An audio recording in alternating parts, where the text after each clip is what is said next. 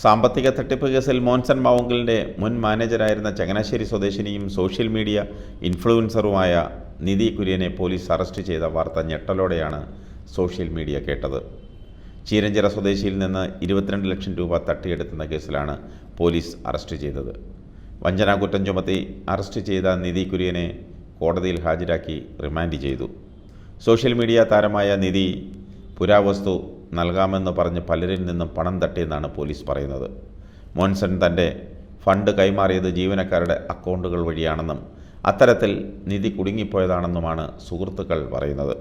Social media ഇൻഫ്ലുവൻസറായ നിധി കുര്യൻ ഒറ്റയ്ക്ക് കാറിൽ India മുഴുവൻ യാത്ര ചെയ്താണ് സോഷ്യൽ മീഡിയയിൽ താരമായത്.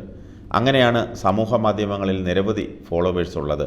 2021 കൊച്ചിയിൽ നിന്ന് കാശ്മീരിലെത്തി തിരിച്ച് കന്യാകുമാരിയിൽ അവസാനിച്ച ഒരു സോളോ കാർ ട്രിപ്പ് നിധി കുര്യൻ നടത്തിയിരുന്നു. അത് സോഷ്യൽ മീഡിയ ഏറ്റെടുത്തിരുന്നു. വലിയ പിന്തുണയാണ് സോഷ്യൽ മീഡിയ നൽകിയത്. The great Indian solo trip എന്നാണ് നിധി കുര്യൻ യാത്രയ്ക്ക് നൽകിയിരുന്ന പേര്. കേരള ടൂറിസത്തിൻ്റെ പിന്തുണയും ഉണ്ടായിരുന്നു.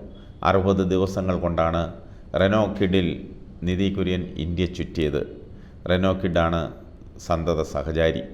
നേരത്തെ തൻ്റെ അവഞ്ചർ ബൈക്കിൽ കേരളം മൊത്തം സഞ്ചരിച്ചിട്ടുണ്ട് നിധി കുര്യൻ.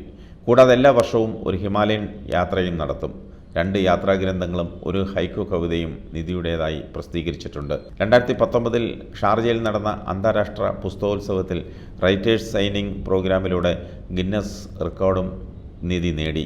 യൂട്യൂബിൽ ട്രാവൽ FM എന്ന യാത്രാനുഭവങ്ങൾ പങ്കുവയ്ക്കാനായി ഒരു ചാനലുമുണ്ട്.